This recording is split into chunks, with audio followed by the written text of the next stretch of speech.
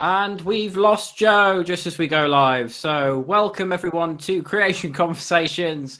Joe has done a Joe and he suddenly disappeared right where we need him the most. But no worry, no fear, I am here. And with me as well, we have our international director, John Mackay. And we have Craig Hawkins. Give yourselves a hand, ladies and gentlemen. There we go. Right. Okay. How are we doing? How we coping? We've been away for a little bit. I'll go first, and then Craig, and then hopefully Joe and Diane will best. Even though we've lost Joe and Diane, who are on site at the camp where they've been doing the creation rocks cry out fossil collection, and I'll let them announce one fabulous fossil that they found, because otherwise I'd be boasting and I didn't have anything to do with it. But we're not only glad to have Craig and Sam, we are always glad that, well, there's a Bible verse that's very relevant. In all your ways acknowledge the Lord and he will direct your paths. So he's here as well. We are firmly and adamantly convinced that Jesus Christ, who's not only the creator, but is the sovereign God, goes ahead of us too. If you're not a Christian, then you need that assurance, because without it, this world's a terrifying place. Let me just remind you of one terrifying thing before I hand back to Craig and then to Joe and Diane. I was traveling up the Jurassic Ark recently, and have you noticed the prices have increased? I mean, we've got the leaking methane that looks like sabotage. We've got all sorts of prices going up in supermarkets, but I left home and I went up. Petrol was one price. When I came home, the price had gone up 20% in 5 hours. Now, the reality is that affects bringing these things in. So if you notice our sales boxes when you come to creation research meetings, the price of dinosaur poo has just gone through the roof. I'm glad I've got it. It's turned out to be a great investment. All my big chunks are worth a lot more. Well, that's if anybody wants to buy them or I want to sell them. But in reality, it's not just prices affecting fuel or food, it's affecting fossils and the cost of running things as well.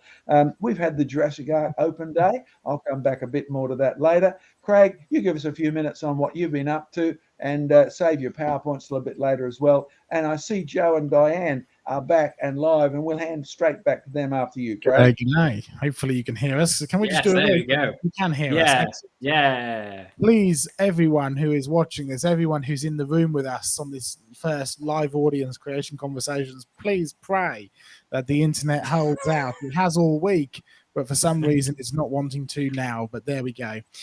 Let's back to you, Craig.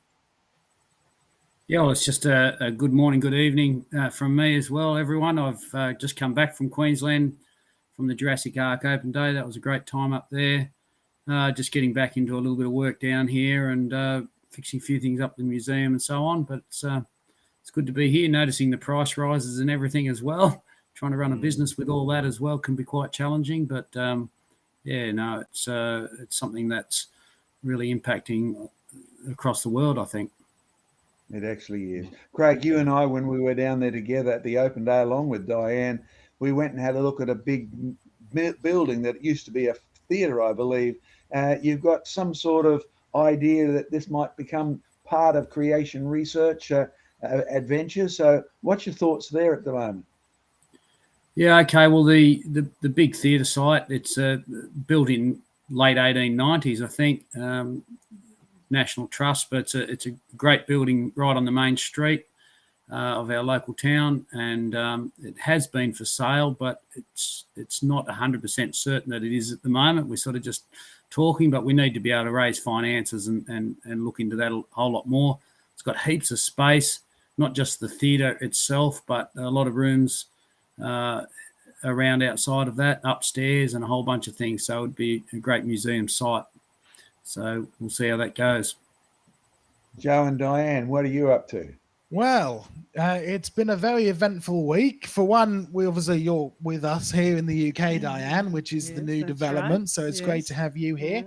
And for the last week, we have been on our first big fossil convention.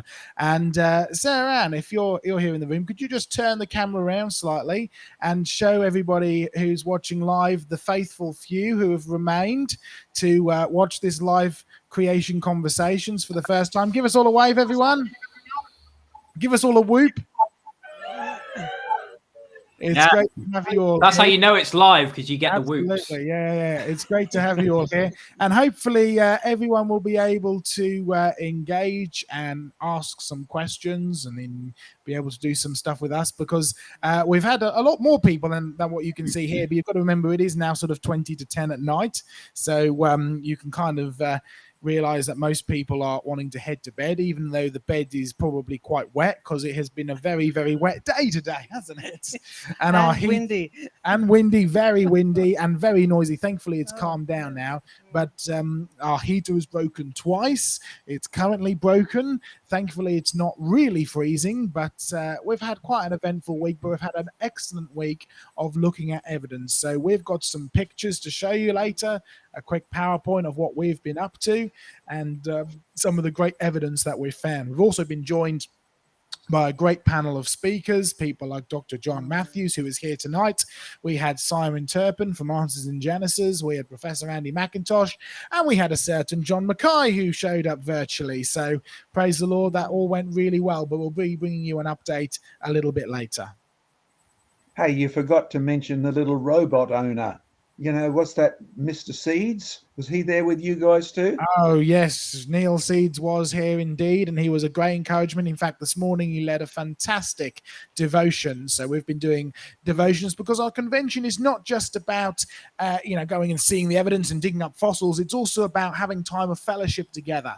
It's about having discussions together. And even tonight we shared some food together, didn't we? Yes, and that we was did. An interesting experience with the barbecue inside a marquee with all of the wind. But anyway, we had a great time. It was great fun, and we had some great times of devotion as well. I didn't want it all to just be me standing up and speaking. So far, I've only led one. We've had some great men who have come and have led us in devotions over the last few days as well. So it's been absolutely wonderful. Amen, indeed. Right, okay. So for everyone who is just joining, this is first live in-person creation conversation. So hello to everyone on our streams. You are more than welcome, just as important as everyone in person. So we thank you for tuning in. Remember to like and share the video. It really does help us get up on the ratings, get us in front of more people. And if you haven't, consider subscribing, because it's free. It helps us out, and you get some great content from us. Remember to hit that little notification bell as well, so you're notified about everything that we have coming up from us.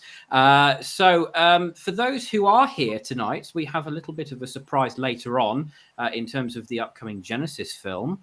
But for now, shall we head over to John? Shall we head over to you for your PowerPoint? Okay, you can hand over to me, and I'll hand over to Craig after I'm done. I noticed George is there being harangued or haranguing others, or whatever you're doing behind the scenes, George. I can only just read the comments that are going on. But George sent me a question the other day, so I'll repeat it several times, but I'll do it while I remember it. It was all about polystrate trees. You know, the trees that go up through multiple layers? And the person was asking about the fact that the insides of many of these trees are permineralized.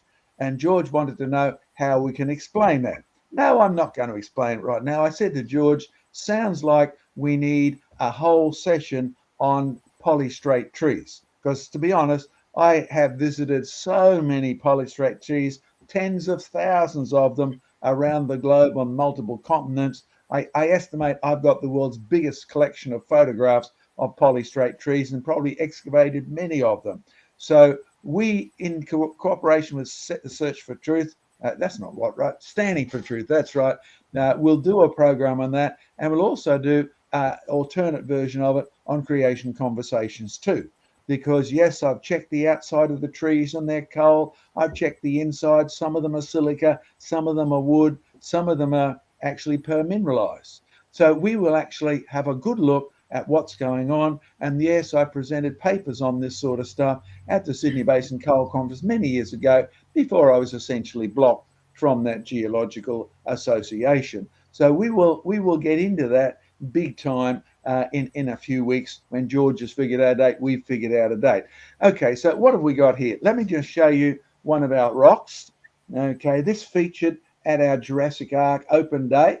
And there's me behind it. Joe asked me, could I give an update on our open day as a lead into what they're doing in the UK in a couple of weeks. There's a cross section of what looks like, well, it looks like a funny thing. You'll see some more of it in a moment. It comes out of our Jurassic Ark deposit. People have asked me, of course, why do you have your Jurassic Ark museum at least 2 hours from Brisbane Airport? The answer was we couldn't shift the airport, so we left Jurassic Ark where it was, where we found the massive big fossil deposit. That's why Jurassic Ark is 2 and a bit hours from the international airport at Brisbane. But it's got some mysterious things in, including this, well, it looks like a squash section.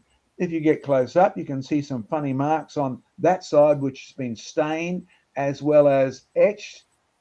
But on this side, it's been polished. Can you see the sections in it?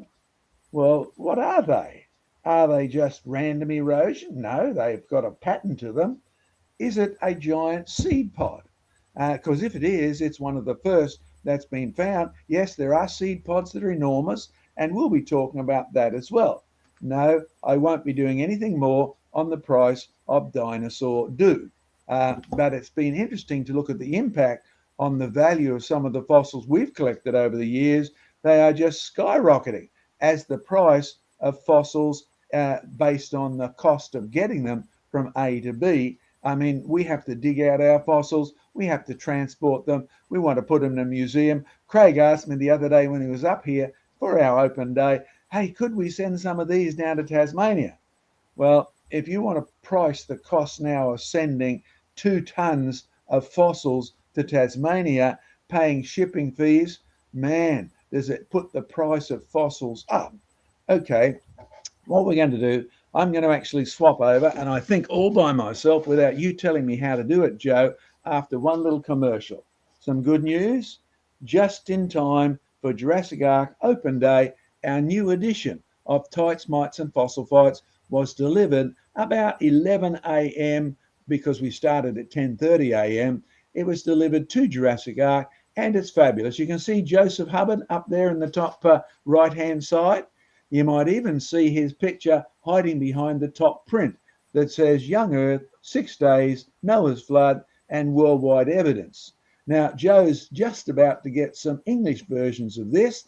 It's at the printers, and you will love it. Tights, Mites and Fossil Fights. He and I decided on this a couple of years ago, but this edition is not just the same old stuff. It's not even just upgraded text. It's got upgraded and new material in, like several pages on the Chirk Canal Tunnel, which established that not only was the cement used made locally, it was actually used to put the bricks together. And in the 200 years or so since the canal has been there, not only has it dissolved with the groundwater, not only does it show the evidence of bacteria playing a role in stalactites, so it's not just the ordinary natural processes people think of, it's got some living components that speed it up. Not only did it happen real quickly, but if you can catch a view of that, you see the crystals inside the stalactite. It's not only made of the stuff that comes from cement, it's actually reverted to calcium carbonate. The evidence of the crystals is beyond challenge. You see, people say the reason cement takes so little time to become stalactites is it's not made of calcium carbonate. Sorry, cement is made of calcium carbonate, chewed up, heated up, and then put back into cement with a few extra chemicals, but it reverts to calcium carbonate, as is evidenced by these beautiful rhombohedral type crystals there that are definitely carbonate ones. So the Chirk Canal is there, as is our latest experiment. Let me get rid of these pieces of tissue. We've taken time explaining this to the people at the convention, and look for your edition in the UK and in Australia, because we've been burying bones for years. And you'll see that shortly after we buried them, yes, we have done this briefly before, some of the kids dug them up at 4 months, just under 4 months of age. The white one on the left-hand side, that's the one, that's our test control. That's what all the bones were like when we put them in. The orange one, that's just become one, well, we sent it off to the lab, and it definitely contained iron. Not in 3 million years, not in 30,000 years, not in 10,000 years, but in just over 3 months. Now, in the last 6 months or so, Diane and I and others have been digging up these pits, and you see our bone just there? I tell you what, my brain is programmed to read from right to left, so when I do it in reverse on the computer, I have to think. That's what the bones are like now in our test pits. And we were in touch with Professor Ed Nealon, who said to prove it's iron, just get the bones and crush them up. Thank you, Diane Eager, for smashing up our bones. Then boil them up. And that's what we did over on this side. Whoops, that side over there. You can see it in the bottom right-hand corner. And crushed up, smashed up, boiled. And then that's the one on the left-hand side. And then we just added caustic soda to it. And Ed, Professor Ed Nealon, who's our chemistry par excellence compared to chemistry moles like me, he said, if it goes light green, you have iron. Well, we had plenty of iron. It went light green just like that. And we sent it back to him, and he's satisfied. He's agreed that is exactly the proof that it did not take the standard figure in textbooks, 10,000 years and you've got a little bit of iron in the bone. No, not even 10,000 days. In fact, not even 1,000 days, not even 100 days, just a bit over 3 months. So we've been doing all sorts of experiments, and Jurassic Ark Open Day was to show people that. Now, let's see if I can do this all by myself. Where are we? There we are. Go to the cursor and go to, where's my screen gone, Joe? I'm going to have to revert to this. I don't know why you're coming to meet you up. No. Okay, so all you need to do, you need to press your Windows key and then click on your PowerPoint. It's already set up to go. It is, I know that. But where has it gone? I'm sorry, folks, I boasted too early. There we are. Can you see me now? Can you see the picture? We can see the presentation. Oh, good. Need to press what? What do I need to do? No, you're ready to go. Just go, John. You're all good. You're on screen. I'm ready to go. Okay. Very good. Thank you very much. You see, I'm a living fossil in pure definition for sure when it comes to technology. Okay, so Joe asked me to talk about the results of our open day, which was just last Saturday, and it's been great. It's now a week after it. And also, well, I'm sorry, nothing's happening here. Why isn't it going? Have you clicked into the presentation? Try clicking on the presentation, the picture in front of you, John, and then start clicking left to right. I've done that. I clicked on the there we are. Good. Now we've gone whole screen, but it's still not moving anywhere. Why isn't it going anywhere? I thought we had this down to a fine art, Sam. I'm not working earlier, John. On the presentation at all. In John, fact, Craig, you take over, and Sam and I will sort this out behind the scenes. You get yours back up. Yeah. Right out. Okay. Sam, well, okay, Craig. Okay, you're all up and ready to go, Craig. So just go ahead. Okay. Hopefully, I can work this one. But there's a picture of Jurassic Ark. The day before the open day, actually, it was a beautiful day. Since I was first there 5 or 6 years ago or more, it's really come on. The gardens are looking great. When you walk through the gardens, it's like walking through Genesis. You've got the point where there's a lot of prickly plants and thorny plants showing the fall, and it goes through, and we've got Australian plants in there. But it looks great. I actually met Crypto Tiger, one of our regular viewers there as well, which was fantastic. There's a new giant goanna picture that we've installed there. That's showing full-size goanna. I'm glad they don't get that big these days. They're quite aggressive animals for their size, but it's 4.5 meters is the size they once got to. They're probably only less than 1.5, 2 meters there now. Yeah. Okay, there's the bush classroom. What better place to investigate God's wonderful creation than out in the bush on a sunny Queensland day, provided it doesn't get too hot, as it can up there, but it was beautiful for a Tasmanian. And here's one of the real great exhibits there is the strata is something that's very much even in the creation sphere, and it's not even fully appreciated by other creation organisations, to be honest, but it's some of the unique research that creation research is doing, and it's showing his John there up in the top right of that is showing some of the black and white strata that's been able to be formed in this machine, and that's John giving a lecture on it a short while ago. And I was able to show John, because he brought this to my attention a little while ago, when I was on a bit of a trip not far from where I live in northern Tasmania, in the Clarence Point region. There was a strata that is exactly like what the strata machine shows, and I'll show you a close-up of this.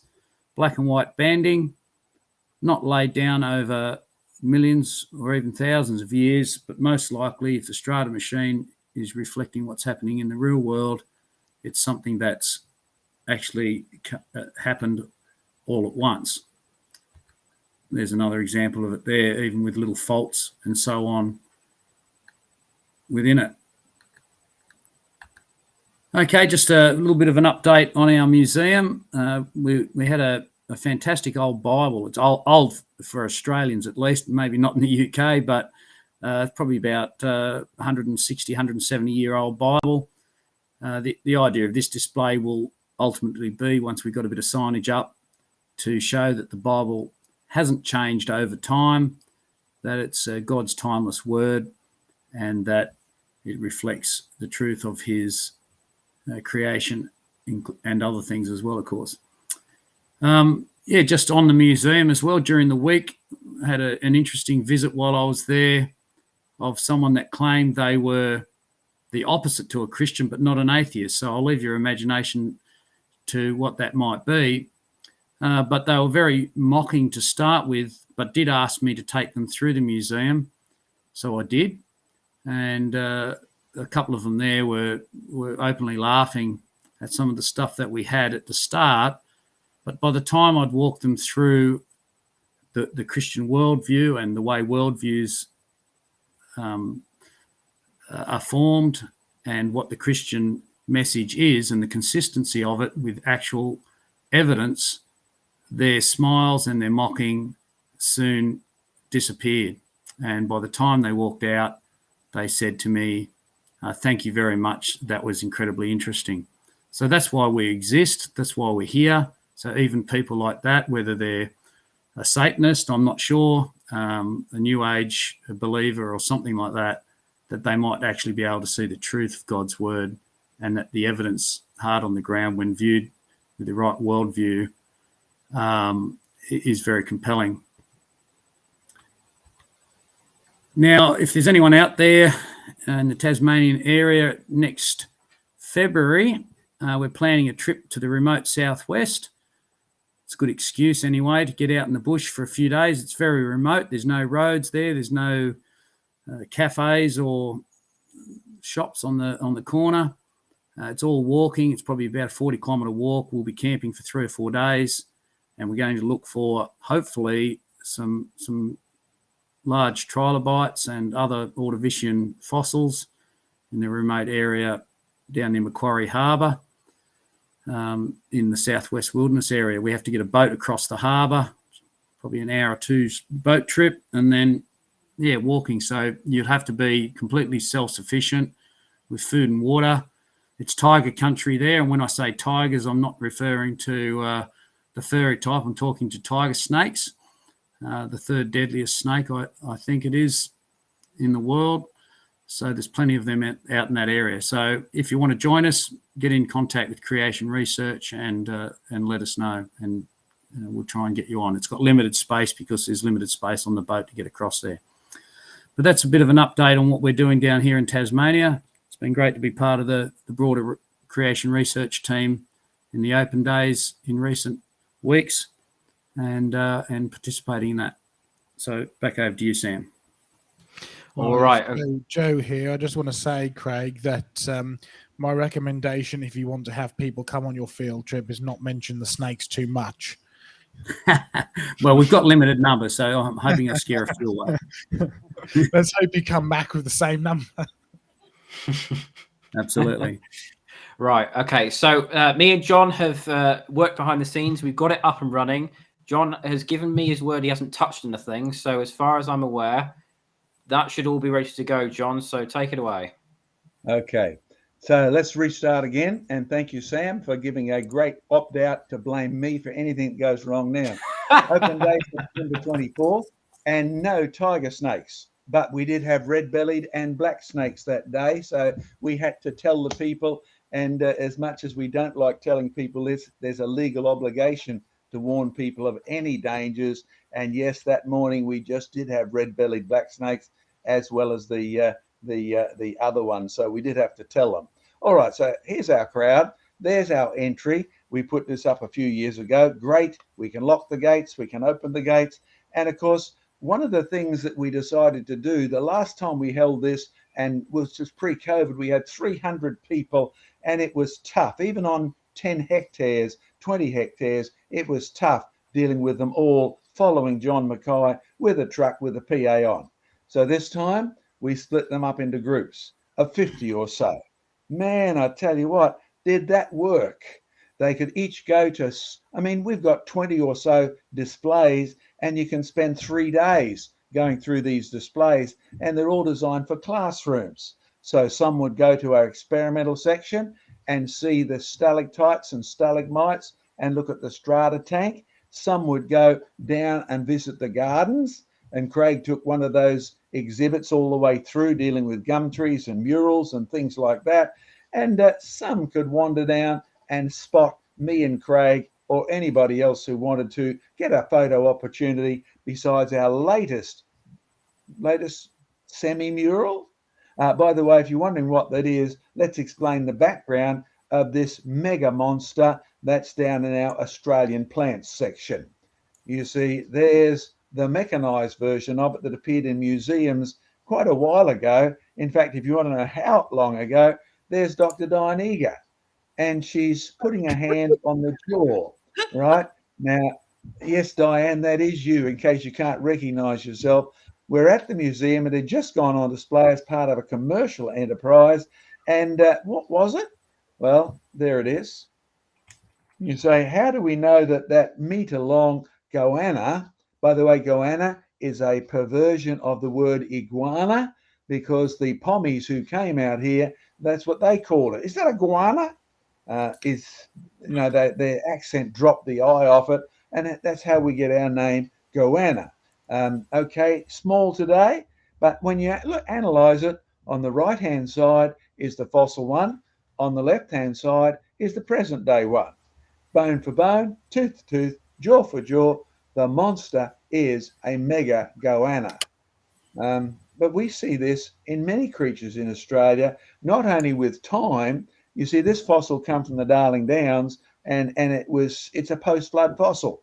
But on the coast, we find, well, what is this? Blue-tongued lizards. And blue-tongued lizards on the coast live up to, well, long enough to reach 75 centimetres. By the time you get not far from the coast, that's my house, 60 centimetres, quite a reduction in a limited amount of time. By the time you get out back, they are mini. By the time you get right to the desert, they dig themselves into burrows, and they're so tiny, you can hold them in one hand. What's going on? On the coast, the big ones have got plenty of food. By the time you get to the outback, no food, no water, not enough to maintain the size of the big ones. So they get eliminated, and only the pygmy dwarfs survive. It's not only happening in distance, it's happened in time since Noah's flood. Devolution, yes. Evolution, no. When you run a big display, when you run a big museum, things go wrong. You see, that's why evolution won't work. Things go wrong with our creations, just like things have gone wrong with God's creation after Adam's sin. Here's Daryl and Clem trying to fix up our rotary strata machine. And yes, we did manage to get it fixed just in time. And we also have to fix the dinosaurs. What could go wrong with dinosaurs? Well, they could die out for a start. And here's one of our artists, Cindy. Her job was to restore Terry Triceratops. You see, the kids love this, and he gets a lot of abuse. They love to hop up on him and slide down his back, and they de-colour him. They strip the colouring off. Poor old Terry, he has to actually get an upgrade every now and then. And Steve and Cindy have been our art team for quite a long time. Well, I'll tell you what, the upgrade worked really well. Look, Terry's eyes are glistening again. His horns, his 3 horns, and his lovely horny coating there all look great. They've been restored as new. In fact, the Bible is not just about creation. It's not just about degeneration, not just about sin. It actually is about recreation as well. But you and I won't just get a paint job. If you know Christ, he's recreated you in his image, and he's actually working on making a new heavens and a new earth. Well, there's one of our big displays that people who are coming to Jurassic Ark Open Day hope to see. Now, it wasn't on our main trip this time. Bigger than the one we saw at the fossil shop today. Yeah, that's true. There's yours truly. And yes, you now know why I don't really do computers too well. I existed before computers came on the planet. But this time we had to prepare all the displays, get them all cleaned up because of COVID. It's been 3 years since we've had people looking at these. So not only did they need a clean, they needed a touch up. They needed a paint up so people could actually get their favorite place, their Photoshop. By the way, when you have a look at these, they're part of our display on monsters, because monsters like our shark, see, there's a photographic portrait, artist, whatever you like, and there's a scuba diver beside it for scale. How big was it? Well, there's one of our virtual reality displays. That's how big the shark was sitting on top of my car. Now, there's no real shark there. That's a virtual one. You can bring it up on the app that comes free when you enter Jurassic Ark. Now, that's a big shark. Today, look at what's happened to them. Look at that diagram. The big shark at the top, the lesser shark underneath it, and the present-day shark, great white shark, the one that you and I are scared of, with the man for scale on the left-hand side. Now, notice the word we've used. When you come to Jurassic Ark on an open day, we not only want to remind you about creation, we not only want to remind you about the fact that the Creator owns us, made us, and he didn't take very long. Not only that that was a created design and it was very good, but the fact is sin has ruined everything and devolution is the norm. You see, there's our sharks today. I know that because I've been catching them since I was a kid out in Moreton Bay. There's a couple of tricks if you actually want to catch sharks for food. It's one of the commonest fish foods on the planet. And the reality is, don't forget to bleed them. Hang them up as fast as you can, bleed the whole thing. Why? Because many creatures that live in the sea have to balance their internal osmotic pressure against the outside. The chemical pressure in the water has to equal the chemical pressure in the blood, or they'll drain dry and they'll die, or they'll flood and they'll die anyway. Now, sharks actually use their urine to actually keep the osmotic chemical balance right. So if you want a mouthful of urine-flavored shark, then don't bleed it. They get to stink real quickly. Oh, but there's our finished jaws. And you see our app is switched on. We were a bit concerned because during COVID, the app had real troubles. Now it's all back working. And can you see our pterodactyl flying through the background? The shark is, you see that tree on the left-hand side there? The tail of the shark would be found back there. But no pterodactyls alive today. And praise God, it doesn't seem there are any sharks this big out hunting for you. Perhaps they just ate giant kelp when the world was very good. Oh, some of you remember that a few weeks back, I asked you to pray for Nicole because Nicole was showing interest in coming to work for us. She's now accepted the job. So 3 days a week, Nicole comes in and helps Kerry and me and all the people in the office. And you need to pray for at least one more person because COVID has left us rather battered in terms of staff who've needed to shift, etc. Now they're starting up. It's been holidays over here, a long weekend this weekend. So basically everything's shut down and people are on the roads. But we all start back up again next Tuesday. One of Kerry's jobs, well, she comes in to actually classify our fossils. Now, those of you who are still at the campsite, remember we've done not only the geologic column, we've not only done how strata is formed, we've dealt with the names. This is one of my unusual armored fishes that's in our collection, and it's a Permian fossil.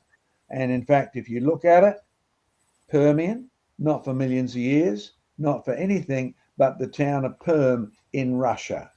So most of these geologic names, the ones particularly up to the end of the Cretaceous, are names invented by creationists, and they are names that basically are places, not evolutionary. It's only after Lyell and the others get their hands on the system that the top part of the geologic column is turned into classifying by percentage fossils and age and things like that. But here's why people come to Jurassic Ark. There's the first excavations many years ago. But even that required, well, it's been flooded once in 2011. And all of these logs here were mashed up to pieces. And we actually already called it a log jam because all the evidence showed they'd previously been mashed up to pieces before they got to Jurassic Ark. There's a Canadian log jam. The trees have fallen down from that big landslide you can see on the back left-hand side. And as they tumble all the way down the Fraser River, right down to the mouth in Vancouver there, you will find their points get tumbled around. Here's a tree that's been abraded as it floated. There's a tree at Jurassic Ark. That tree has provably not only originally been living somewhere, but not here. It's floated here, and it's floated in a log jam. Yes, we've needed to prove all these things to help the skeptics, to help the people. There's a mother and son team. Look what they're working on, a giant log. Look, do you see the abrasion at the front of the log? It's interesting to see how many abraded logs there are, and I'll guarantee when you've been to a so-called fossil forest, you would have spotted these, but nobody bothered to point them out.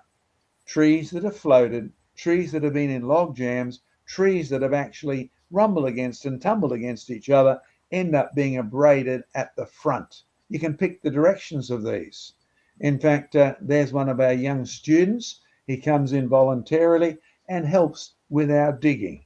You see, all of this goes on behind the scenes if you're going to run an open day. So, Joe, you already know how much work is involved in open days, but you're also finding out you're going to open your museum at least to an open day at the end of October. Those of you who are able, volunteer to become Joe's helper and the ministry's helper.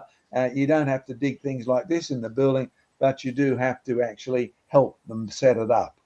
Look at the abrasion at one end of the tree. This is a fossil flood log jam dump. And of course, we enjoy telling people how big the flood was that actually produced this. How big was it? Well, come and visit our next open day and you can learn for yourself that the only flood that qualifies is the big one that the Bible talks about. But we do have a few mysteries. There's a fossil we found on the left-hand side. There's a living fossil on the right-hand side. And there's a few close-ups at the bottom.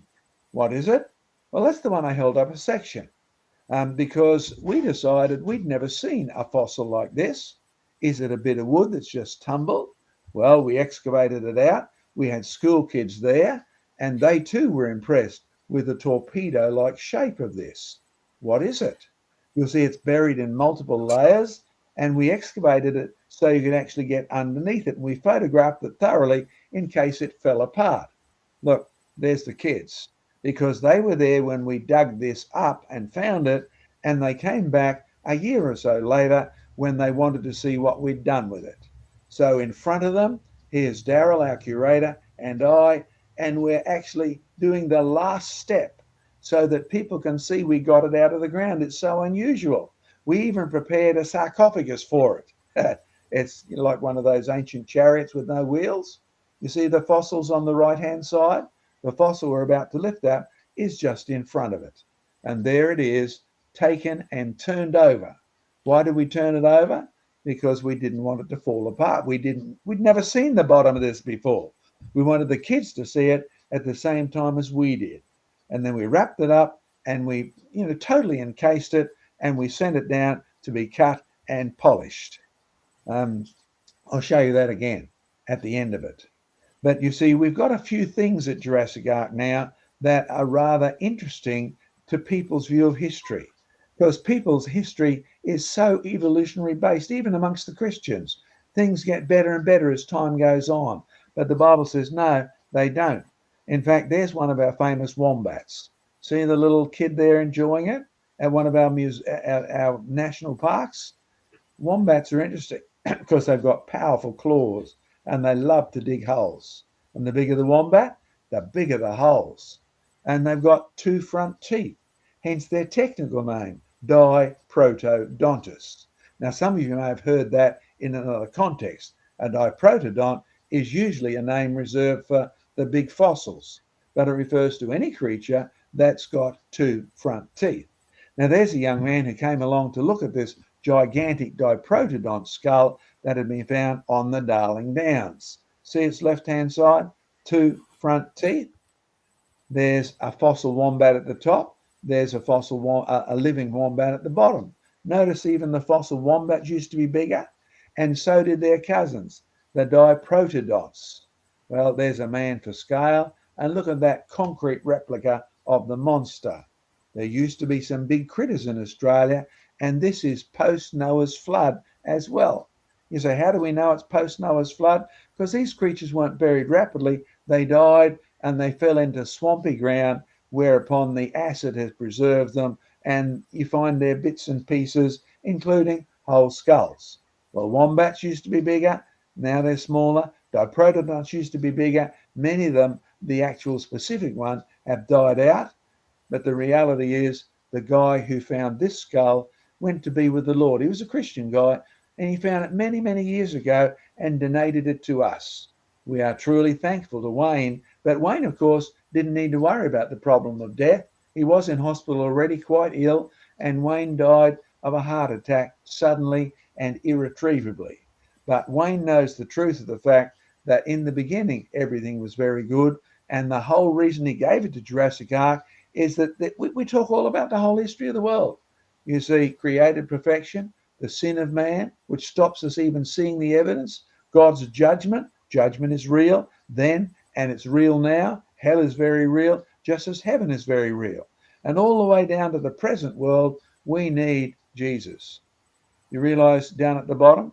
But you see, the reason I know Wayne is doing much better than us is that Wayne was a Christian who became a Christian because Jesus is the only Savior. You realize Allah doesn't offer to save you? If you're a Muslim and you're listening, then realize Jesus is a Savior. Allah is not. Muhammad is not. God's word is true from the very beginning, when everything God made was very good. Therefore, if you want to get back into that world, not a world full of wars like Ukraine, not a world full of hunger and rising prices and starvation, therefore you need to trust Jesus, the Creator, as your Savior. In fact, Sam, if you can turn me back on again or tell me how to do it, I'll happily switch buttons here. I think we're right there. No worries. Okay. Can you see me now? We can see you. We're all good. Good. Okay. Where are we? There we are. Now, hey, a little critter join us. I thought you might like to see that, John. So, sorry about that. There's a blue-tongued lizard for you. He's good. Lovely. This one's about 40 centimetres, so not the full length, but my kids keep a few of them. They occur in our gardens around this area as well. So he's quite a big one. You see sort of the length of him there. Good. You've got cool, wet climate and plenty of food for them. Remember I was showing you this? There it is again. So you can have a good look at the inside of this rather strange, and it wasn't squashed, it was beautifully shaped, torpedo shaped. In fact, as we look up some of the things that it could have been, we found a tree with gigantic seed pods on it, and that's our best option at the moment. And those spaces, well, it's sort of too beautifully shaped to be just a crushed log that's rounded at both ends and torpedo shaped. We're still working on it. Joe, take it away. Well, thank you very much. It's been a pretty interesting week, as well as a very blessed one, and we've been very blessed to have you with us as well, Diane. It's been very useful to be able to thrust a microphone in your direction during a field trip. It's been very good to be here. To talk about living fossils or whatever. Yes. Just to give you a bit of a perspective as to why we do these kind of fossil conventions, obviously we want people who are here in the live audience, and we want people who are watching to be able to get evidence, understand evidence, learn how to find their own evidence. So it all comes together. But to give you a perspective of how important it is, one thing that we've been pushing all week is, number one, let this mind be in you that is also in Christ. And secondly, it's the importance of having that biblical worldview. Now, it doesn't matter where you go with this biblical worldview, whether you're looking at fossils, whether you're looking at living fossils and the living things, and we've discussed creation and all sorts of stuff this convention, but this is where you end up if you don't have the mind of Christ in you. I had a notification come up on my phone earlier. You see, in the UK, we have libraries, public libraries, and for the young children, sort of aged up to about the age of 5, 6, there was a program called Book Start, and it contained a very cute bear, and you got a little pack when you signed up. It was free. You got some free books. You encouraged children to go and read, which is a great thing. All my siblings did it. I did it. It was a great program.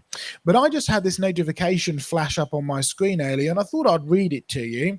It says, council replaces storytelling library bear, that's the Book Start bear, with a gender-neutral dungaree-wearing rainbow alien. It goes on to Hertfordshire County Council says Tala, the storyteller, is a bright and vibrant creature and will be referred to using they, them pronouns.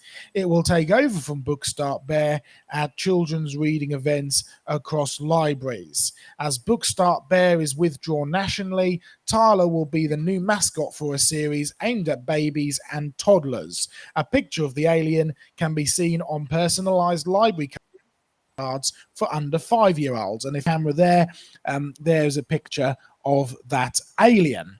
Of course, what's interesting is not very many people are happy with this, even though that this meant to, and this is what the libraries claim, inspire families with babies to visit the library regularly. Now, you do have to wonder if there's actually an ulterior motive here. It's rather interesting, and there's been some criticism, and what's interesting is that the local libraries has responded to some of the criticism, saying Tala is a storytelling alien from outer space. Tala isn't trans. She's an alien, or they're an alien, sorry. So it is neither male or female, therefore they shall be referred to as they, them pronouns. And you just get to the point of ridiculousness very, very quick. But it does go to show what happens if you do not have that mind of Christ in you. So yes, it is very relevant, even though you might wonder why fossil hunting has got to do with biblical relevance. It really is relevant because you need to make sure that you have the mind of Christ in you so you don't fall into the errors of the world and you get ridiculous very, very quickly, especially once you've rejected God. And I did a presentation tonight to finish up our seminars on evolution, and I made the very important point that once you reject truth, any lie becomes believable. So that's been a big focus of our convention. It's let this mind be in you that is also in Christ. Now, I'm going to pull up some PowerPoint slides here very briefly. In fact, I'm just going to ask my wife if she would plug my laptop in, because I've got a notification that it's about to die. So if you could do that while I pull up my PowerPoint presentation, it'll take a second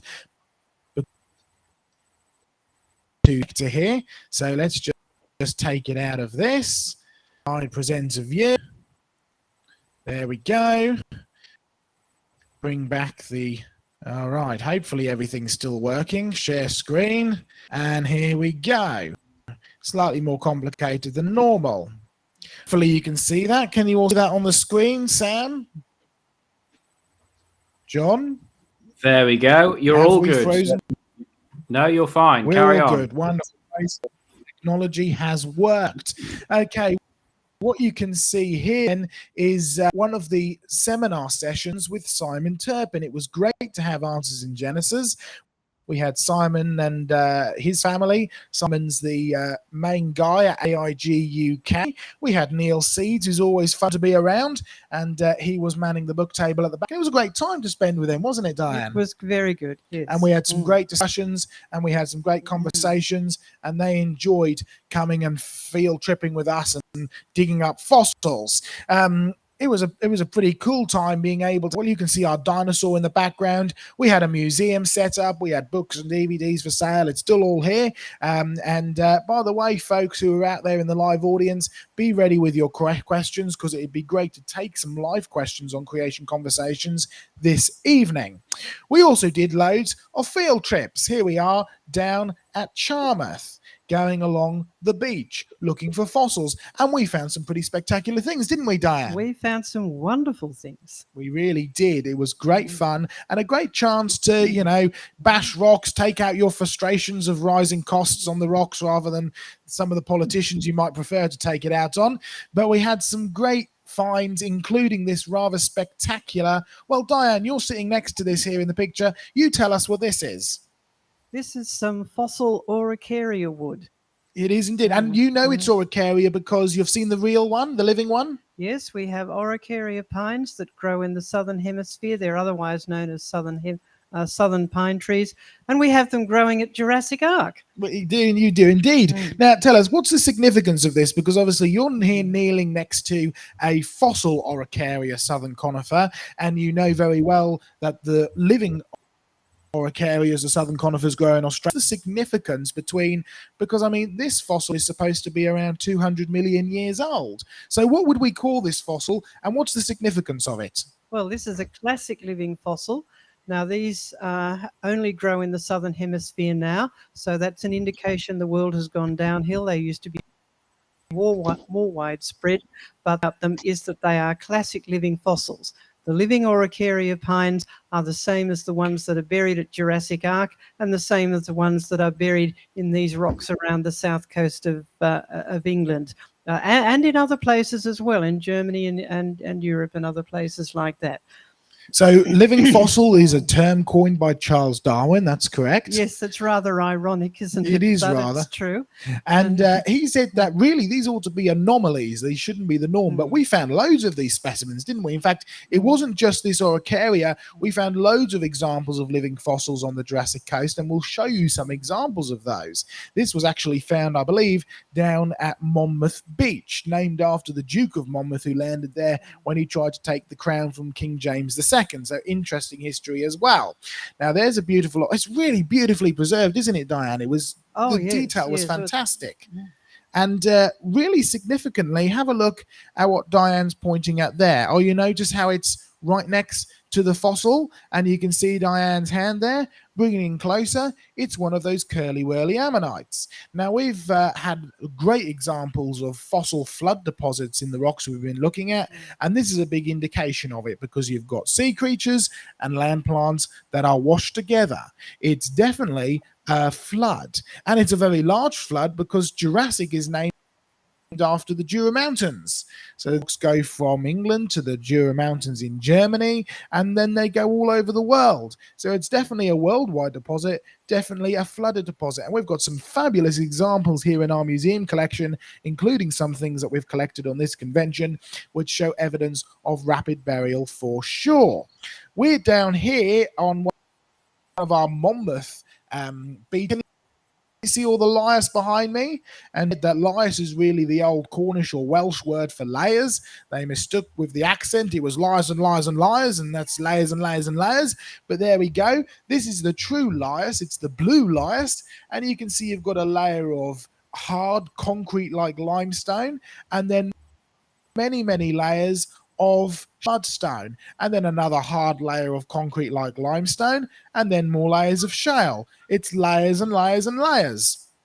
And you can see one of these layers actually extends out at beach level. And this is what is referred to as the ammonite pavement, because although the sea has done its damage on this particular section, we did find one or two sections where you can find hundreds of ammonites all buried together in one place, a large mass extinction flooding event for sure. And we got Diane, well, you're actually speaking here, telling us about another one of those classic living fossils, which was actually found. Here it is right here, a pretty spectacular looking. Well, Diane, why don't you tell us what this is? Because you see, I know we've got some of the modern day shells over in our museum collection, but you've actually seen a living one of these. Yes, this is a nautilus shell, and I have actually seen a living one. I wasn't out swimming in the sea. It was in an aquarium, but it was a genuine living nautilus, and I even managed to take a couple of photos of it, and it was exactly the same as the nautilus shells that I'd seen in our collection back in Brisbane at Creation Research, and also the ones that we've had on display out here for everyone to see during our conference. And that's a really superb fossil one right there. So we have living, we have shells, and we have fossilized ones that everyone could get to see. Now, I have to say that we were extremely blessed on this field trip because I've been collecting fossils from Monmouth Beach for about 10 years. I have found a grand total of 2 nautilus fossils over all of that time. However, during this one field trip, I think we spotted about 7 or 8. There were loads of them around, yes, weren't there? Great evidence of living fossils and great evidence of after their kind. You realize that no matter what age you want to attribute to the rocks, even if you want to argue that they're 200 million years old, all you can prove is that in 200 million years, Araucaria trees have done exactly what God told them to do, which is reproduce after their own kind. Now, if you understand that, then you realize you have no need to believe in the millions of years. Let's face it, if you have gone 200 million years without evolving, you're not going to be likely to do it anytime soon. And one thing we like to point out to all of our attendees here and all the people who've done field trips with us is that from the fossil record, you can only prove one of 3 things. Creatures have either remained the same, have either changed, but it's always a devolution, isn't it? Just like we saw with those shark teeth, right? They've changed for sure, but they've only gone downhill. So creatures either remain exactly the same, they either change, but it's always devolution, it's always downhill, or creatures go extinct. And 3 things is any help to evolution in the slightest. If you haven't changed for 200 million years, you're not likely to change anytime soon. If you've changed but you've gone downhill, if you've devolved, you haven't evolved, you've gone the wrong way. And if you go extinct, you have no chance of evolving at all, have you? No, that's right. Because you're dead. So that's some great evidence that we can find from the rocks and the fossils. Here's another fabulous fossil that I knew where this was, so we didn't really find it. But up in Portland, there's some really brilliant fossils to be found, and it was a great time going out doing some sightseeing as well. Fabulous views, wasn't it, Diane? Oh, magnificent coastal scenery. I really enjoyed it. It was really wonderful. And on the top, right at the top, there's a hotel, which is on the site, old rock garden, they call it. It was the Portland Stone. The Portland Stone is very famous. It's been used in buildings all over the world, perhaps most famously in St. Paul's Cathedral. It was Sir Christopher Wren who really started quarrying here to use the stone. And the main rock quarry company ended up building a fossil garden, a bit like the one you've got in Jurassic Ark. And that became incorporated as part of the hotel. And so I made sure to have a stop off and have a look at this rather fabulous fossil tree.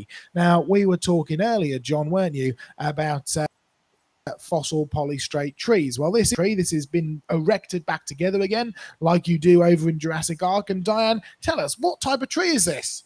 This is another Araucaria pine. There you go. Another living fossil, another rapidly buried fossil. But one thing we noticed about it is that unlike John's squash tree that he pointed up earlier, this one wasn't squashed, was it? No. Why was that, Diane?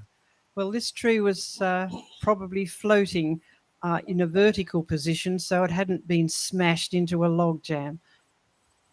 Exactly. It's buried vertically. We talked about how these things can be buried. You've got examples of these at Jurassic Ark with tanks and sticks and logs. So it's really great to be able to take people out and see some real physical evidence which you can go up and get your photograph taken next to.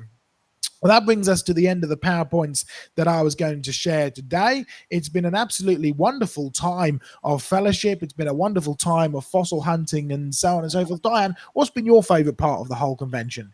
Oh, I think seeing gazillions of ammonites and walking over them. I mean, it's amazing. You go for a walk over all these ammonites. I've only ever seen them before as individual specimens on display. You can go down to the sea and literally go for a walk over ammonites. We had our first field trip to Charmouth, and Charmouth, well, I had to admit the conditions weren't brilliant for fossil. Few and lots of things to be picked up and carried off the beach, but they weren't great for getting masses of stuff. And then by the people were like, I really want to go find some fossils, so we took them to Monmouth, walked down the beach, right, and they were seeing ammonite after ammonite. After about 2 hours on the beach, we said, oh, look what we've got round here, bring some people over. And one young man went, oh, not more ammonites. It's like, oh yes, many of these ammonites all together, but it really is spectacular to see all of these together. So it was fabulous. And today it's remarkably quiet now. There's no wind, there's no rain, but it was pretty awful today earlier, wasn't it? We had heaters broken, it was howling with wind. We almost had one of our gazebos take off. We very grateful for all the men who helped rush out and fix that and take that down, because I was a bit worried about that at one point. So we decided not to go to the beach today. We actually instead decided to go to some of the fossil shops, because yes, the fossil shops here are almost like museums, aren't they? Oh, they're brilliant. And full of spectacular design, full of spectacular fossils that have got some brilliant evidence of rapid burial and catastrophic burial. In fact, if you remember our fish regurgitating another fish, which we actually have on display here, we've used these examples many times on Creation Conversations, that was actually acquired for us by a group of supporters, and it was actually acquired from one of these fossil shops down here. So there's even some spectacular evidence in these fossil shops as well. So we've had a great time and a great opportunity to be able to go out and see some of that evidence for ourselves. So I'll wrap it up there, hand back to you guys, and I think we should probably do some questions at some point. Yes, we should. Can I just throw one thing in before we do questions? Because I've had Craig Hawkins up here, and Craig Hawkins specializes in seahorses. But that one there is a plastic seahorse. It's been deliberately made, created, crafted, poured. It's made of stuff that would never make itself into a seahorse. Now, I know it's a seahorse because Craig very generously donated dead seahorses to Creation Research, hundreds of them that we could give away to the kids. And he spoke about seahorses by design, and it was really great, Craig. We'd love you to do it again. But in reality, you have a special fossil with you at the moment that I think before we have questions, people should actually see. So do you want to bring your fossil up and talk about it? Yeah, okay. We showed a brief picture of this a few weeks ago when Diane brought them down from Canberra. So they did a long trip from the USA, Arizona, via Joseph to the UK, and then Diane back to Canberra, and then finally to Tasmania. But we know, I'll try and tip it the right way a seahorse is, but you can recognise it's a seahorse because it looks like a seahorse, and seahorses have no known ancestors. They first appear in the fossil record as seahorses, and again, they're another example of living fossils. This is another example of a fossil as well that's increasing in value, actually.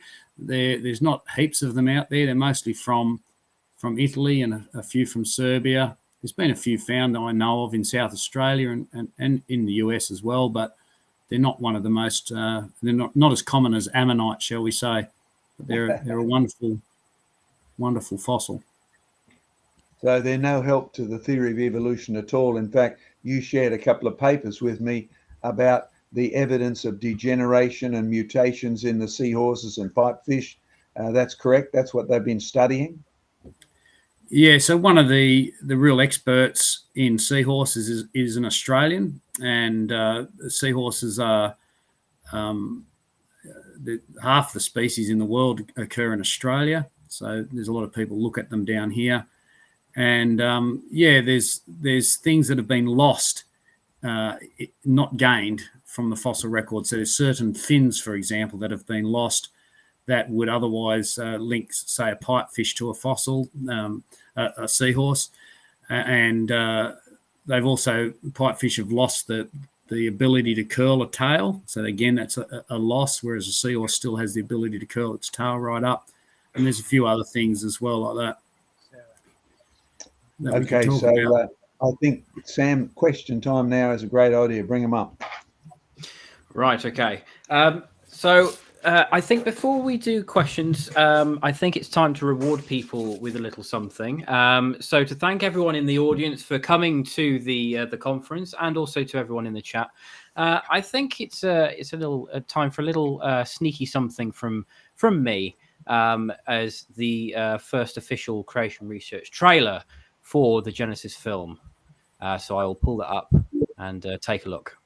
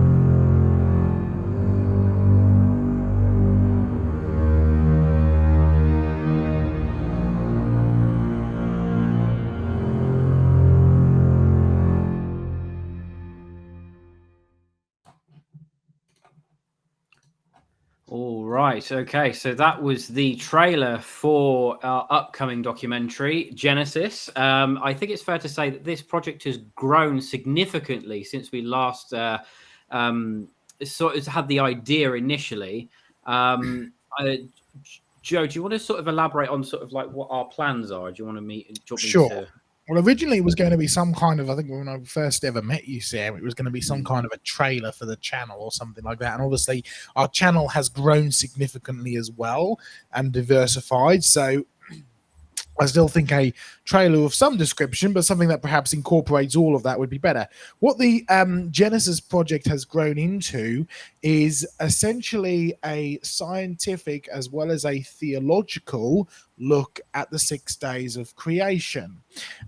Something that Creation Research does, which is almost unique to creation in many sense, is really go step by step through the days of creation and make the connections between day 1 and day 2 and day 3 and what's there in the days of creation to what's happening in the New Testament, Genesis chapter 1 verse 1 and John chapter 1 verse 1 and all this kind of stuff, and really tie together everything and see the sort of thread of salvation down throughout history and see God as the sovereign God who has actually planned all things from the beginning.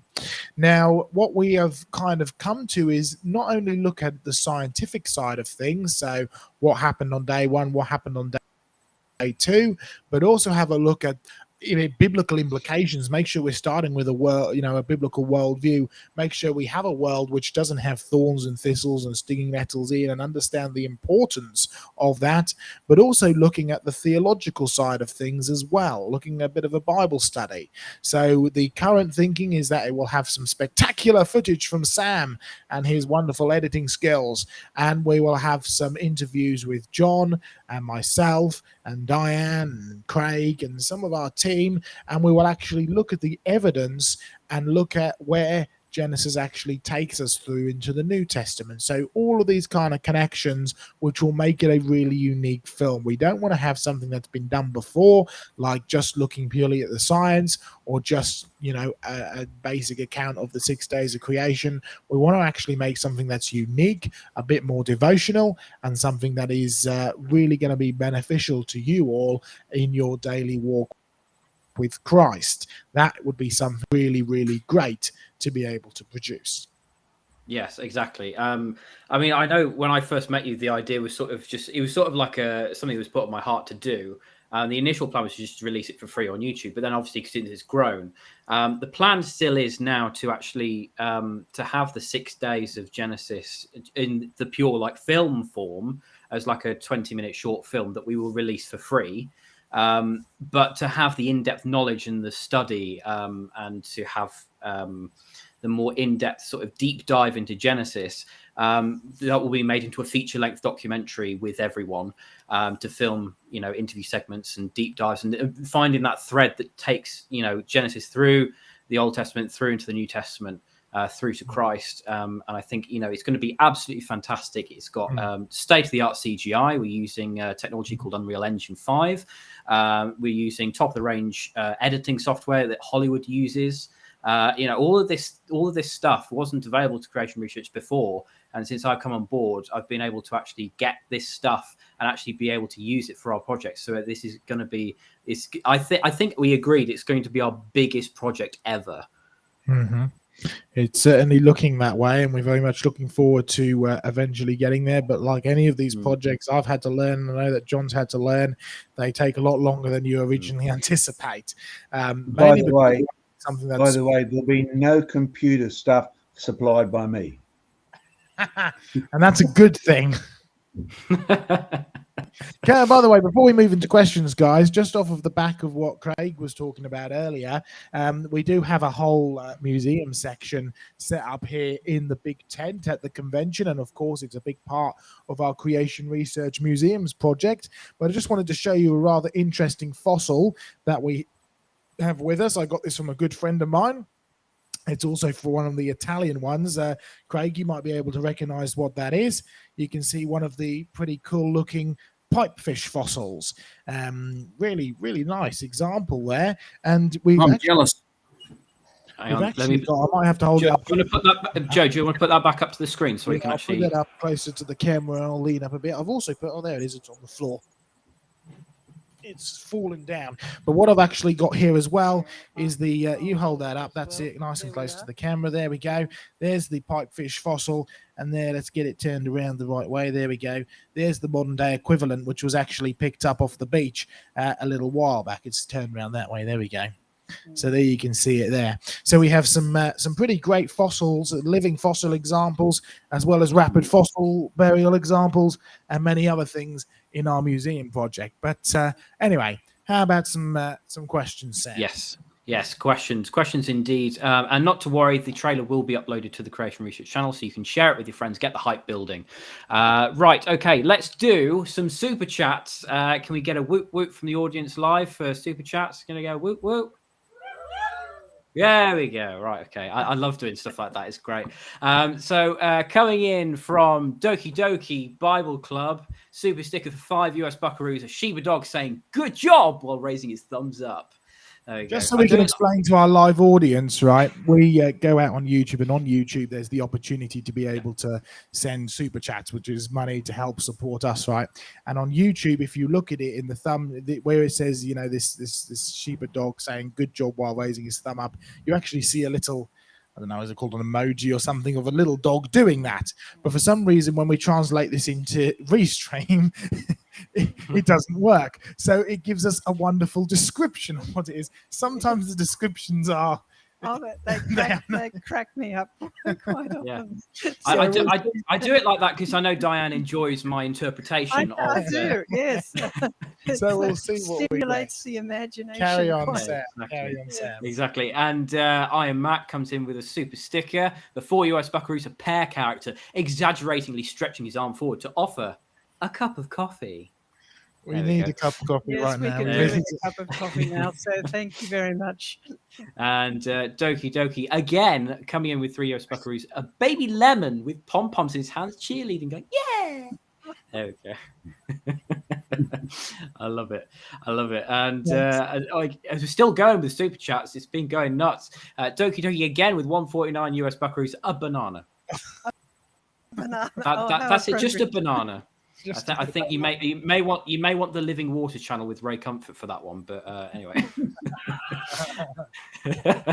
And George Bond coming with a super chat, which is a donation of 20 Aussie Buckaroos, a donation for further flume experiments. God bless you, mate. Thank you. And Neil coming in with 10 British Buckaroos. Thank you so much, Neil. God bless every... Oh, I've missed one. Doki Doki again coming in with 149 US Buckaroos, a sparkling diamond. It's like you, Diane. The sparkling diamond. There you go. There you go. Right. Okay. So first question. This comes in from Yahoo, I think. I think that's how you pronounce it. They say, question, have you guys worked with geopolymer experts to get the processes required to make rocks such as the Geopolymer Institute in France who could help build a flood model? Okay, I'll answer the first bit of that. The answer is yes, we've done plenty of making rock experiments. No, we've not worked with the Geopolymer Institute. Yes, we found that you can make rocks as fast as one thing, because the point that the whole conversation between Ravi and the others needs to come to grips with one thing. The chemicals themselves don't even make life. You need, if you want to make rocks, you need a right process. Time is your enemy, because the rock begins to disintegrate as soon as you make it. So the key thing we've discovered in manufacturing coal, which is technically a mineable rock, in manufacturing fossils, which are just illustrations of what used to be alive, is that your time is your enemy. You have to do it real fast. Now, if that's any help to the Geopolymer Institute, that's great. Or the other creationists, you don't need time, you need the right process. So the point we make even with students, if you want to learn something from creation research about a future career, then major on process. The smarter the person, the smarter the better the information, the less time you'll waste manufacturing this. And time is money in the real world. Even when fuel has doubled its price in just recent days, you'll find if you invent a better process, then you'll get rid of time, and save time, you save money. So there's, I think, the whole answer, unless you want to answer anything, Joe. No, I think you've covered that pretty much there. Let's just ask, do we have any questions from our live audience? No. It could be on anything in the world. On anything, any topic, not what we've talked about tonight. We do have a question. Hey, right. Yeah. We need to take this microphone that way and pray that it hasn't got tangled up with anything. And we need to move the camera around. Just bear with. This is the first time we're doing this. You can't tell, can you? There we go. That's it. Keep going. Keep going. There we are. Right. There's our live audience. There's the microphone. Go. I watched John Mackay's one of John Mackay's live videos with us on the convention, and talking about those experiments about forming sediments in sort of like a flood context. There's also lots of rain during the flood. Would Divi probably already done this to sort of like add as sort of like a sprinkler effect or something to create that kind of effect that rain would create on those sort of situations? Do you mean in like the flume experiments? Yeah, the flume experiments. Yeah. That's a Yeah. good question, John. Okay. Yeah, good question. Well, I like that. It is a good question, and yes, we have. But first of all, I need to correct something there. Do appreciate the question, but you're a victim of English tax collectors, because the Mackays are the people on the left-hand side of Scotland, according to the English census collectors, and most of us have ended up with any version that the local tax collector decided he wanted to do. So Mackay's on the left, Mackay's in the north, Mackeys, Maccoos, Mackay, all of that, and we're all victims of the English saying, what did they say? And writing down what version they thought. So if my dad was still alive, he would correct you and rather offendedly say, we're Mackays, the real Mackay. You heard the saying, the real McCoy? Well, it comes from the real Mackay. But the Americans can't say it, right, because of English tax collectors. Just a little bit of background history on names and the variations that you actually get. If you actually look up what it was originally, it's Gaelic, coming hence from Ireland, M-H-I-C-A-O-I-G-H. If you can pronounce that, go for it. But it's why so many of the Irish are regarded as mix today. And it's become a synonym for Catholic. But it's not really. It's just the old Gaelic word associated with the descendant of or the son of. So Mackay, Mackay, how do you even say that? Interesting problem in the modern world. It's almost sad that you've asked this question, but good, because just 2 weeks ago I said, let's switch on our erosion machine. We've taken many pictures of the top of the strata machine all along, showing that, well, normally you actually get to see the strata in the side, and you get some fabulous results. In fact, Joe, are you actually making the videos of these sessions available to people? This is the competition. Yes, they will be available somehow. We haven't quite decided yet whether it's streaming or DVD or whatever it is, but it will be available to Since you stream. have, you will see our latest whole study on strata, going a bit further than we did either on Creation Conversations a little while ago or on Standing for Truth channel as well. And it'll be the latest, and it's up to date. And I must admit, I enjoyed the challenge of both fitting it into 50 minutes as well as reporting the latest. But there's one thing I didn't report, and that is 6 months ago, I asked, could we possibly have a huge double-length sort of top version of the strata machine on the ground so people can see this happening? And we set that up. We filled it with local sand. Then we got 1,000 litre farmer's tank that they usually put water for spraying or material for spraying in. Then we connected up to a little hose, and we ran it to a low pressure sprinkler onto this top of this sand pit. And the pictures that have come out of the formations have been fascinating. And what you see is a delta. The delta is the commonest form of result. Now, why do I say that? When you look at the criticisms of applying the strata machine to real world stuff, they say even if it worked, it only refers to a delta. Well, it certainly does, and you can see this when you actually film on top. Now, we've taken the pictures, we'll take the video, and we'll show it to you perhaps on our next edition of this. If you're looking at the surface features only, you see deltas. But there's one other thing we have done, and that is we went to even bigger deltas. I mean, we've had heaps of floods in the Gympie area this year, and what they do is coming down streams, even within the stream, in the flood base, in a hole. If you have a big hole gouged out, the first thing that forms in that hole is a delta. Now, it doesn't form a delta because there's boundaries around the edge. That's what water does. It comes down from a source and it begins to spread out to any available space. It even does that undersea. And so in our pit, you can see the deltas forming. In fact, one guy, I sent it to a geologist, said, what do you think of this? He says, is that a satellite picture?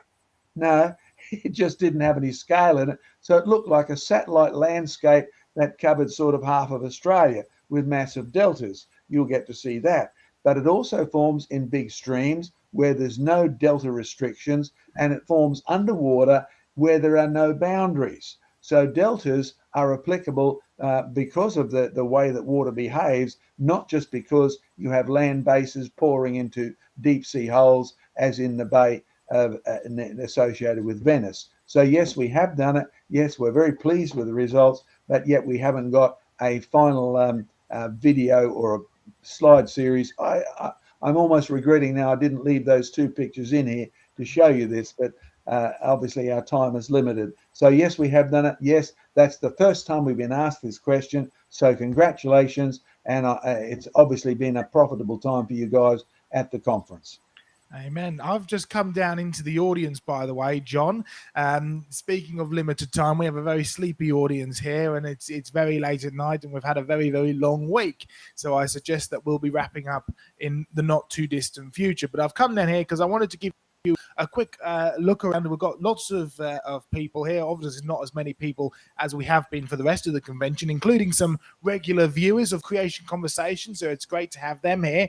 But if you come have a look over here with me, bring the camera around, you can just start to see a little bit of the setup that we have, a great big museum setup where we've been able to bring these things along. We've got dinosaurs over there, displays, we've got local stuff. And so it's been a really great time of being able to actually put this on display so that people can see the evidence from our museum project. Because I saw earlier that there was a question about how is the museum project coming along.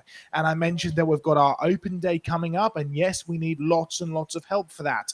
We need lots of support. We need lots of volunteers. We need lots of financial support. We've got such a busy time, and I've forced myself under the strict instructions from John Mackay, my boss, to take a couple of days off at the end of this convention and spend some time with Sarah and my wife.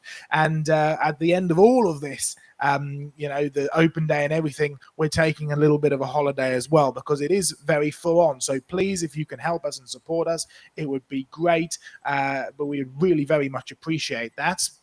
But yes, we do have our open day coming up. Yes, we are moved in, sort of, so to speak. Everything's inside the building, let's put it that way.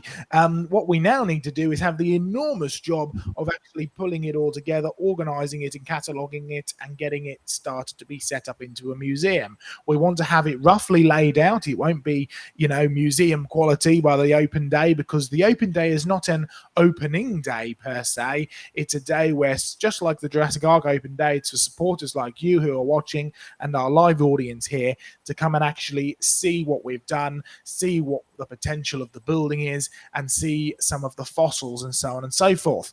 We'll also have obviously got Diane who's here with us, and she'll be here in the UK for a little bit longer, and she'll certainly be helping with some of the cataloguing and displaying and organising and sorting as well, and we're really looking forward to having her help. And also, I'm sorry to embarrass you, but Susie, could you give the wave to the camera?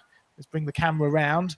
Here's Susie. Susie is coming on board to help us at the Creation Research team, and she will be an invaluable source of help, both in the museum building, in the shop, as well as all of the admin and everything else, and also in our next convention as well, which we're really looking forward to doing. So pray for that as well. Yes, we want to make these conventions a bit more regular. This is our first one, so we've had a lot to learn, but it's been a great time nonetheless. Back to you, John and Sam. Well, welcome to the team. Welcome to the team.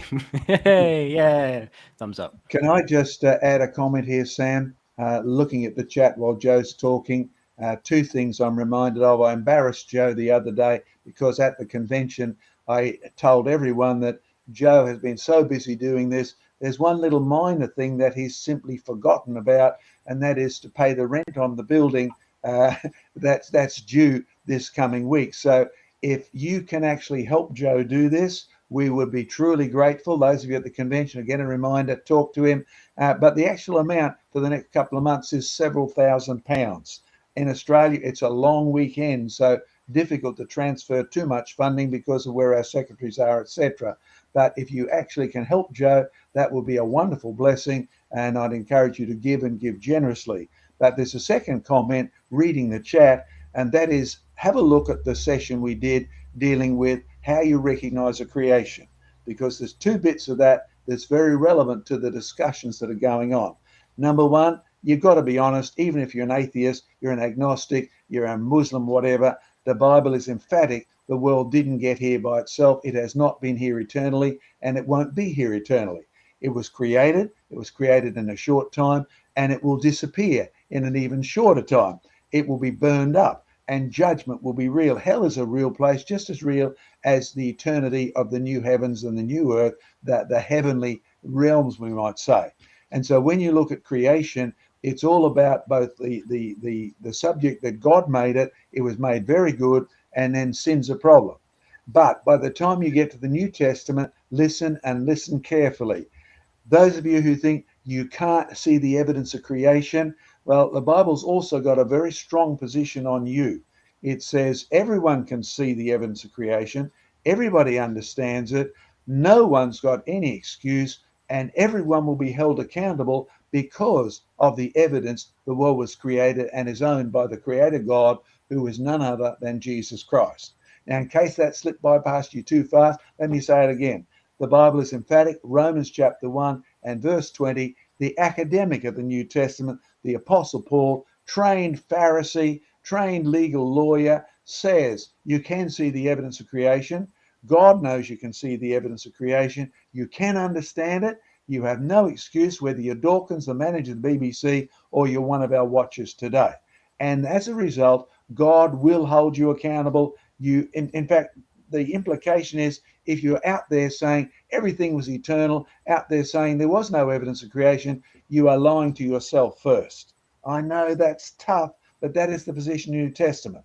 And it also tells you the reason you can't and won't acknowledge the evidence, the reason you'll even lie to yourself, is because you are a sinner. And sin will shut down your mind and tell you you can't see it, whereas you know that you actually can. And secondly, if you want to see it, the point we've been making over and over again during the week is that you need Jesus Christ to change your eyeballs, the way you see things. You need him to open up your heart and your mind through salvation. And until you do, you will continue to lie to yourself and to lie to everybody else. But there's a time coming when you won't get away with it. That's going to be on one of the programs called Creation, the Final Proof. And again, a reminder, George Bond asked me before this program, could we deal with polystrate fossils because here's a problem that's occurred? The answer is yes. Keep your watch on Search Standing for Truth channel. We'll give you a date when we can figure it out. Keep watching on Creation Conversations, because we'll do the same program or a similar program. I'll never do the same program twice. And we'll deal with those fossil trees that are standing upright. Some are just coalified, some are hollow, some have got permineralized wood inside, some have got silica, and some have got wood. More about that another time. Back to you, Sam.